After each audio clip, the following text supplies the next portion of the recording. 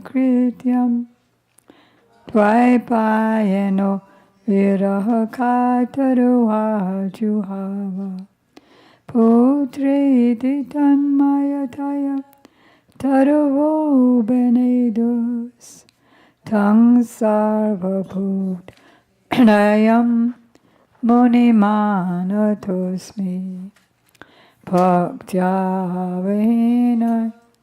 aparada lakshay chaptasya kamadi tarangamadye kripamai tvam sharanam prapadyam brinde namaste charanarvindam tavoivasmi na jivami tam vina iti vigyaya radhe tam nayamam charanantike.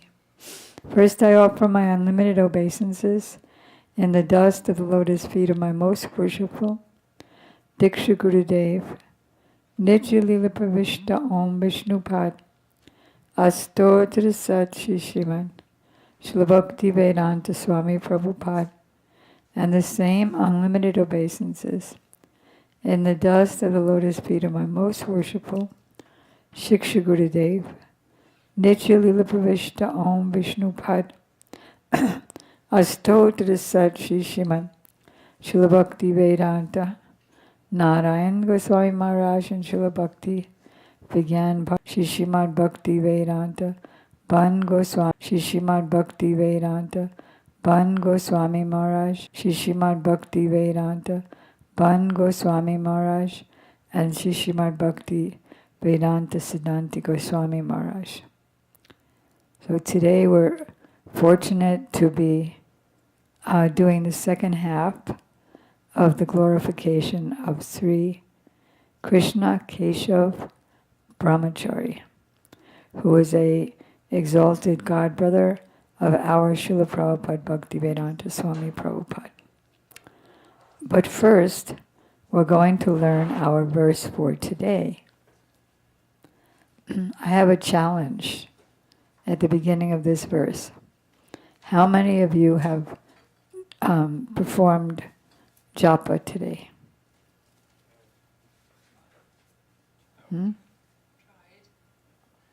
Tried is the only honest answer. Because the verse for today is about what is the characteristic of japa.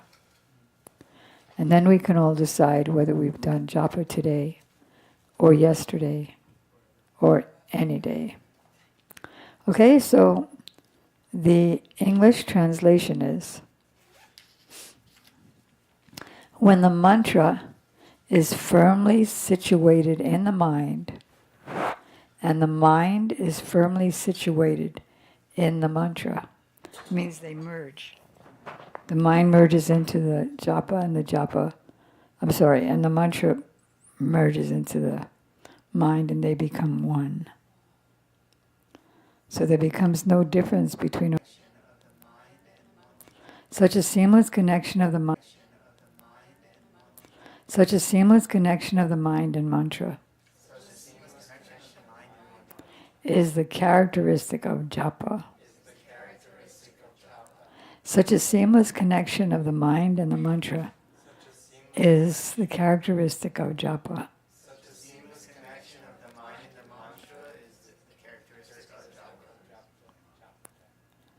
Has anybody done japa today? Or since you joined? Okay. Now we know. See, you can't get to California from Connecticut if you're in Miami, right? You have to go to California from Miami, correct? So if we know where we're starting from, then we can get to the destination better than we don't. It's okay to think of anything and everything, especially problems that I'm having, especially concerns that I'm having, especially money that I need, especially confusion that I have, especially questions that I have about my life, about the philosophy, about the other person sitting next to me. So it's okay because I'll make the same amount of advancement and I'm just in the same place. You know, like those bikes that don't move, just for exercise. When the mantra is firmly situated in the mind and the mind is firmly situated in the mantra, such seamless connection of the mind and the mantra is characteristic of japa. Can anybody say that? Wait loud. When the mantra is firmly situated in the mind and the mind is firmly situated in the mantra, such a seamless connection is the characteristic of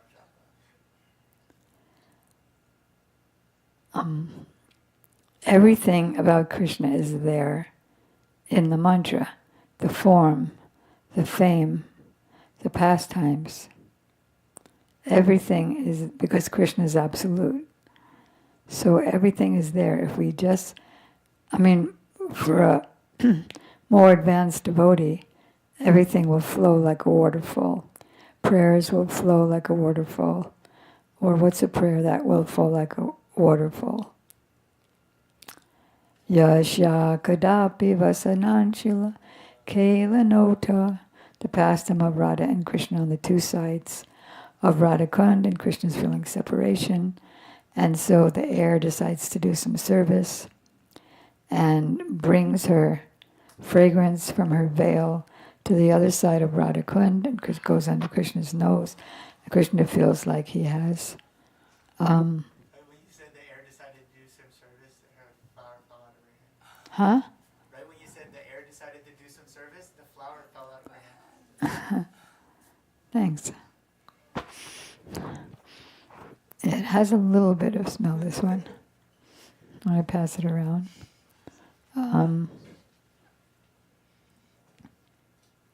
So automatically things will come later. But if we see that we're at the beginning, we can artificially think about the pastimes and the prayers and think that I'm doing good because I'm thinking about it. I'm thinking about the prayer. So that's nice, but it's something that's going to come automatically or without a lot of effort.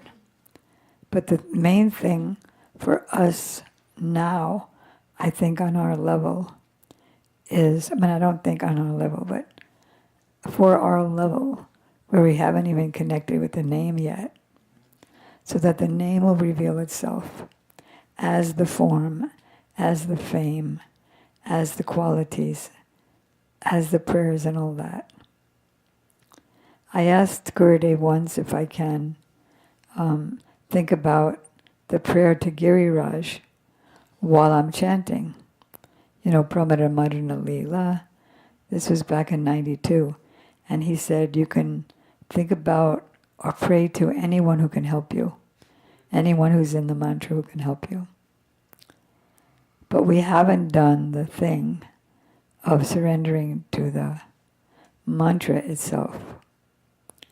So, when the mantra is firmly situated in the mind, and the mind is firmly situated in the mantra, such a seamless connection of the mind and mantra is the characteristic of japa. Can you all try that? Loud? When the mantra is firmly situated in the mind and the mind is firmly situated in the mantra, such a seamless connection of the mantra and the mind is the mind and mantra. Good. You see, what happens is, whenever we see something, I was hearing Prem Priyojana Prabhu the other day when he was in Badger before he came here. When we see something, we're not really seeing it. We're seeing an image of it on the chitta, which is the subtlest part of the subtle body. And the chitta records it, and then it stays there. And then I look at something else, and it records that. And the other thing, the previous picture, doesn't go away. It's still there. So we have so many impressions. I always remember Prabhupada, and I speak it, but it's very deep to understand it. That when I was young, there was the manual camera, and you take a picture, click, and then move it. Then you take another picture, click, and then move that. And you keep doing that. And then you bring it to the camera shop, and a few days later, they give you a strip of negatives, which they can put in little positives. Then you tell them which one you want bigger. But if you made the mistake of not clicking it in between each shot, then when you get the negatives back from the camera person, not the film person, it's all black, because it's one impression on another, and another, and another. And then any of them come out and show themselves. So the impressions, not the actual thing, but like when you look in a camera, you're not seeing. If I'm looking at Tirthapad through the camera, I'm not seeing him. I'm seeing what's in the camera, which is a relative resemblance. Then I go to the next. So we have so many impressions. Like I'll ask you to remember when you were 10. Can you remember something when you were 10? Anything? You were a bad boy? You remember that? Does anybody remember when you were 15? Anything about that? Can you picture yourself working? Because the impression went and it stayed, just like it was yesterday.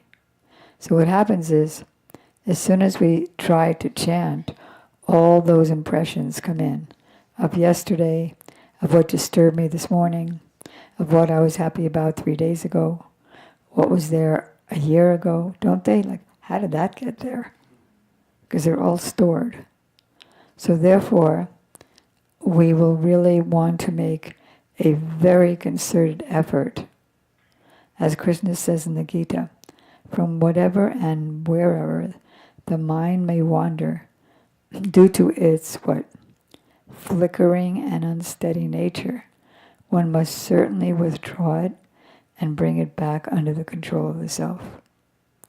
And then we'll see how smart we get and how happy we get and how clear we get. Yes?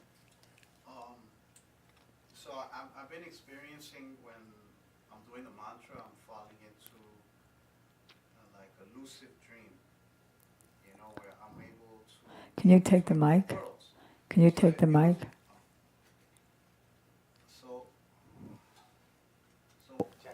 Hello. So when I do the mantra, I am falling in between like a lucid dream, and I'm able to be awake and still have these visions that are from the materialistic world. This was one of the questions I was going to ask today, and it just so happens we're talking about mantras. And I find myself wanting to get into that place to just wander into, I don't really dream anymore, but when I'm doing the mantra and I fall into this place, it's like it's real. It's almost like it's real.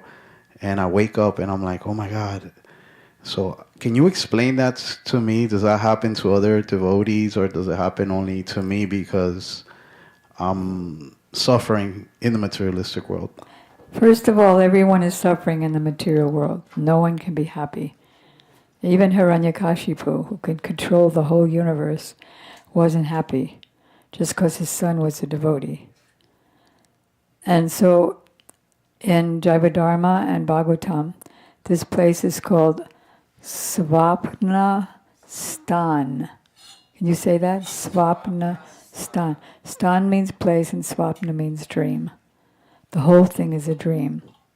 And the dreams we have, like at night or when we fall asleep, are just the same dream, the dream within a dream. So we've never really been awake since we chose Maya over Krishna beyond the beginning of time, before the beginning of time, before time, time immemorial, a time that's so long that it can't be calculated. So that's how helpless we are.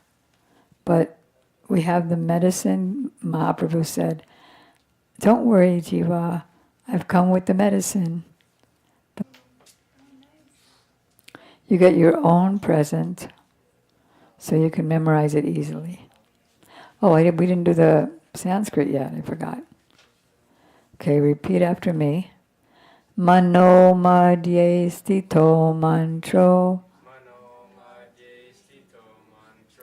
And it's a fun.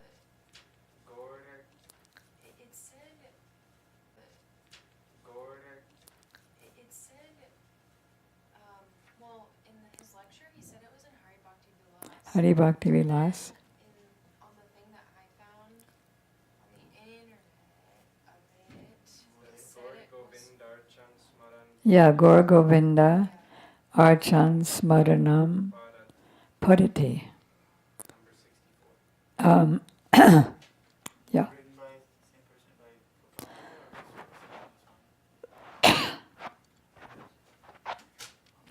So mano, the mind, means, madhye means like just merged into the middle of the mantra. Situated, stito, in the mantra. Firmly situated, stito, in the mantra. And the mantra, madhye, firmly situated in the middle of the stitam, manaha, the mind. Then when the mano and the mantra